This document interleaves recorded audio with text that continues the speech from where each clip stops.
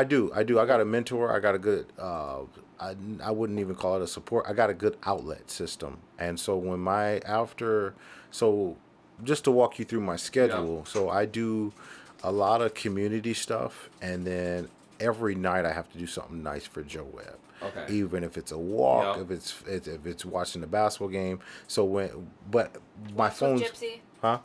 Yeah, when Or riding scooters. or I'm a foodie. I love good food. Um, I love going out to eat. I love experience. I like doing new things, and that keeps me sane. But then I have to have an outlet every week of either talking to a family member or talking to a Yeah. mentor about things I need help with, the next goal, the next step, the ambition, and then I got a good team of accountable partners around me that won't allow me to do certain things. Like so, it's very balanced. It's a blessing to have the people around my life that are smarter than me. If you're the smartest guy in the room all the time, you probably got to get in different rooms. Yeah. And like I get it. Surround Like, yourself with some new people. Yeah, That talk too, more you on that know? because you talk about that. It's really interesting. So I started a men's group when I first started pastoring. That's the first thing I did. Nobody knows anything about me. What I did was I took over an all black church and I changed the culture because there were no white people. And so what I did, I got conviction, and I said I got to find a strategic way to do something different. And the first move I made was I made a men's group, and it wasn't just to unite the men at the church, but what it was to do is to hold me accountable and to give me counsel. And it was all selfish, but now our men's group. Hey, matter of fact, I want to invite you one day. It's amazing. Like Yeah, I'd love to go. Our Absolutely. men's group is amazing. Like so the reason why I did it is because I knew I would get a lot of older guys coming there, and I knew I needed guidance, and I knew I needed accountability. And so I didn't tell them that, but I said, I'm going to start a men's group. And this men's group evolved into no conversation off limits is the right vocabulary. And I've learned so much of just dealing with people and understanding relationships and building rapport and something called likable responses. And these things are the foundation of why people are like being around me. There's not a day goes by that I'm not invited somewhere or summoned by somebody. It's just because I've learned how to deal with people based off this men's group. And so what I'm trying to do is engage people and just get in groups, take risks, roll the dice. Like Yeah. that was that like there's questions I like to ask people. What's the wisest thing you've ever done? Right. What's the best thing, like what's the wisest move you've ever made? And then you start talking to people that, and you hear stories. That testimony fuels ambitions. It fuels desires. It fuels. It's like, man, I can do. There's just hearing things like, man, you rolled the dice of taking a risk of starting a tire shop. Now you're You're the fucking head Michelin mechanic, man. for yeah. Yeah. And so like when you just hear testimonies and you get around people with testimonies and say, take heed, use that, even for stories and things like that. I incorporate in sermons, just build connections. Like I can use your story, like a guy that grew up, had a speech impediment. Now he has one of the most thriving podcasts, one of the most fun. Like normally the podcast I lose interest because it gets boring. Like I Yeah. haven't been boring one time for not this even 30 is seconds. fun. That's the Yeah, shit. me too. That's It's the fun. shit. Fun. Yeah. And so like this is good. I mean that's a testimony, man. Like that these are good things. These are positives. And we in our society, we don't give people flowers while they're living. So I got some rules. Every day I have to pour into somebody with doing something nice for them. If it's just we run a feeding homeless ministry. We feed home. If you have any people that want to volunteer to help us feed homeless, we do it every week. And I have to do something nice for somebody every day, even if it's paying for somebody. Random acts of kindness. Yes, and for somebody that can't help me back.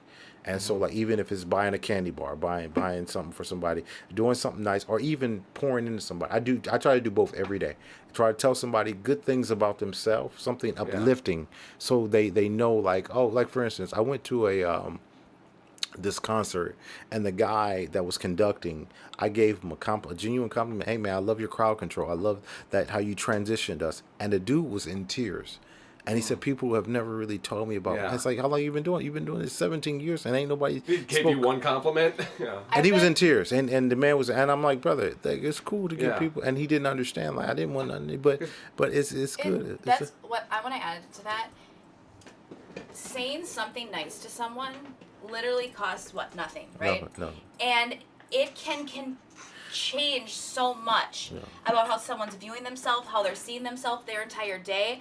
Or even there's times that you hear where someone is about to commit suicide and a stranger just says something nice. Mm-hmm. And I think more people should go out of their way and just be nice to people. Hear about people's story, inspire them. I'm reading Proverbs right now, and there's so much talking about how our words can be used to plant seeds within Yeah. people. Yeah. Plant seeds. Too many people focus Plant on your failures and Yeah. other people's Right, and you failures. can be Instead of, I kind love to how you strangers. said you ask people, "What's the wisest thing you've done?" Yeah. Not what's your biggest failure. No, it's what's the best thing you've done. Yeah, and too many people, it's easy to get obsessed with your failures, especially like, I don't know, say we do a podcast and we just kill it, but there's one part where I stumbled on. You know what I mean? Yeah. I'm the type of person, like, I'm a perfectionist, so that even though the 2 hours was great, but that 30 seconds will be haunting me. Yeah. For the Hold on, I for the have a rest of story the to add to week. that. There's this wrestler that was like one of the greatest wrestlers of all time.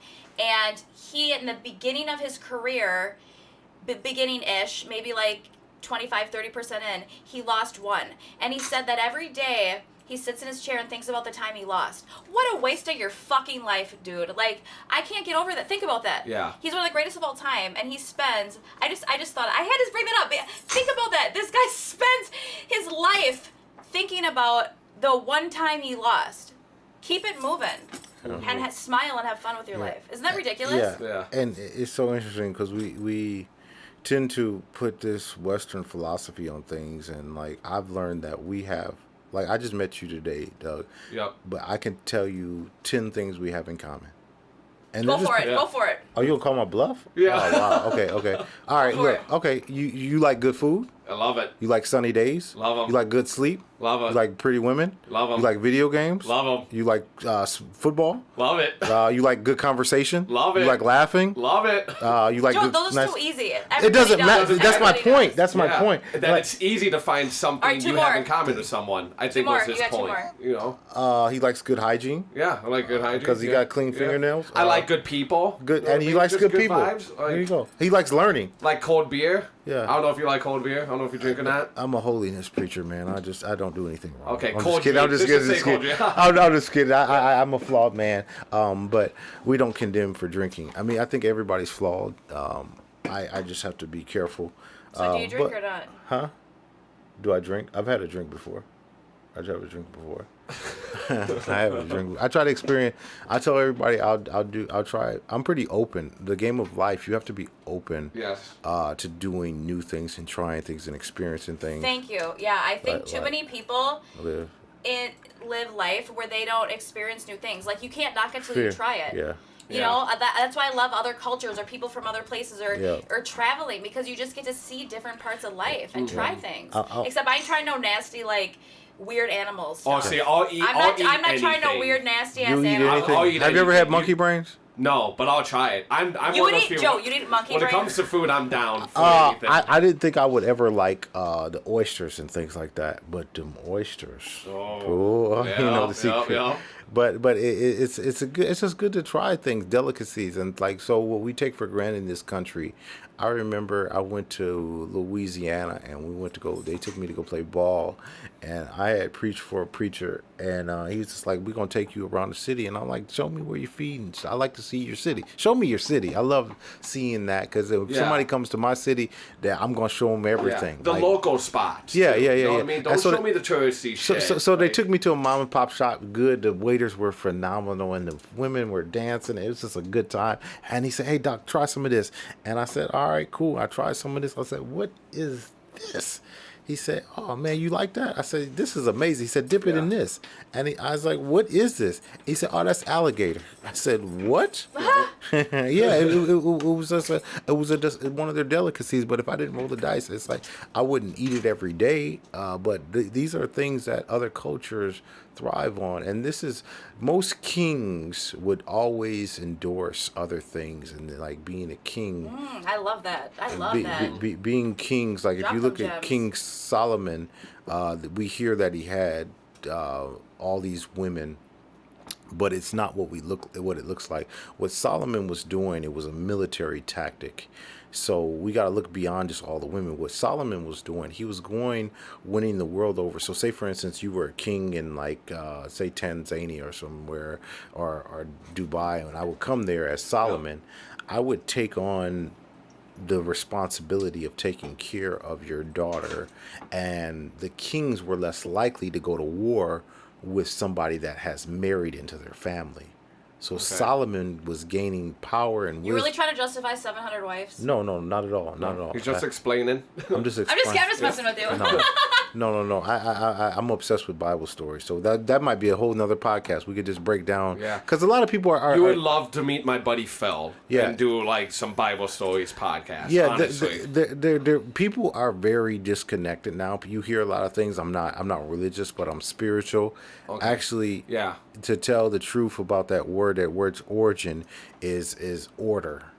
Okay, when you say religious, all religion means is order. And so everybody has order. Like we brush our teeth every day. That's order. I think where the disconnect with people saying that they don't want the church has failed us in being hypocritical, being very inimical, very disconnected from accepting people in the circumstance that they're in. And now people want nothing to do with it. And it's our job to clean that mess up. And it's all relational. Like the reason why we have success is because I'm a guy that I would say 80% of the men at our church have been to my house. You see, they know where I've lived. They've ate with me. And so you cannot be friends with somebody until you've ate together. And you become family when you overcome burden together. But our society like that. measures family on a bloodline. Like I got family members that know nothing about me, but then I got a brother that I could tell him right now, hey brother, I got a problem. He's like, well, I'm not gonna say that, but like he would defend me wholeheartedly. And so like a brother and a family is measured in every other country. Every other country is not a bloodline. It's I've experienced this with him. Like this guy was my dad's friend. He slept on my couch for 2 years. We had to get him back on his feet. Now I consider him my uncle. And this is where we have to be tactful of just building relationships now. Yes. We're not good at relationships anymore. No, we're not. We're not good at it. It's like fine, go. It's like that. Are relationships that are not sexual like that as well? How people at the littlest inconvenience they cut people off. So there's Like we were talking about earlier. How Yeah. So I mean, this is it's an interesting, to each his own. Like there are some guys that can withdraw and have other outlets, but have an understanding. Like nobody will do this. Like there's a woman I was dealing with. She said that this guy was her friend, and she has. But women do this thing, this foolishness of like, oh, he's just my friend because I wouldn't.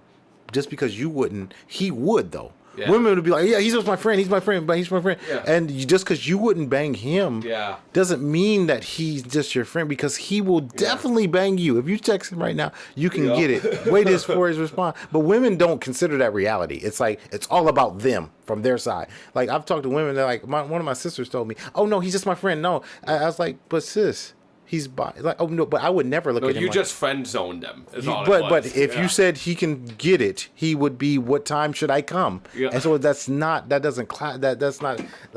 reality. Women, I mean, I'm not gonna. I love women, but like that conversation is probably for like 4 guys in here instead of like, we don't want to offend Gypsy. Yeah. I don't get offended. I'm just see. I'll just poke back at you. See what happens when you poke back? Yeah. Like so, but She no, might. She might. But what I was saying is like we don't do well with relationships. Yeah. Like people have to always get something out of What it. can this person do for me? That's the mindset. Yeah. It's like, what am I getting from? And like, I'm guilty of it too. Right. I'm We all guilty- are. I think everyone is at one point. There's a woman in my life. Like, I don't spend a lot of time with her because it's like there's a desire, and if you're not on that, then I'm gonna deal with you according to my time and my watch. And like, I don't even think she knows. Like, hey, you're playing with fire. Like, I'm probably gonna grab you one of these days, and it's like you're gonna be like, what the heck? And it might be, but like, you can't not tell the truth. Like, that's what I always reveal to women. Like, don't get it twisted. Like, don't get it twisted. Like, we're cool, but like, if you go there, I'm going. And it's like, this is things guys are afraid to embrace because they don't want to deal with that rejection. A man dealing with rejection issues is way worse than a woman dealing with rejection issues, because a guy will root his stuff in anger. I've had that before. Yeah. Oh yeah, like a guy hits on me, and then I remember this one guy hit on me, and I turned him down. He's like, "Okay, fuck you, robot," because he was trying to talk shit that I like wear something for my diabetes. Like, Ooh. I don't want you, so you're gonna tell me I'm a fucking robot, but. To that's me, that- it's like that's immature. if that's the Yeah. only thing. But like I'm And like kind of a low everything is blow, going too. so well Yeah. that no, but like you have nothing else to say about me But other than yeah, that I wear a patch on my arm. But a lot of guys have never experienced. But women don't experience. Rejection as often as No, guys do. like- Guys, I don't think most guys can't handle rejection very well. It feel like, especially if it's someone, if you're getting rejected constantly. It's like you try to meet chicks at the bar, you're getting shut down there. You But- try to go on Tinder, you're not getting any matches, and you're You trying should to teach Joe. No, You should teach class. I've been telling him you should teach classes for men how to deal with women. And you're trying all these different things to meet a woman, and you're just and But- nothing's but- working. but those- It's gonna chip away at at your confidence, your masculinity. Yeah. It's gonna add to your insecurities and your doubts and your fears, and all those things combined to just affect you all as a person, live your everyday life. Yeah, We met at Chipotle.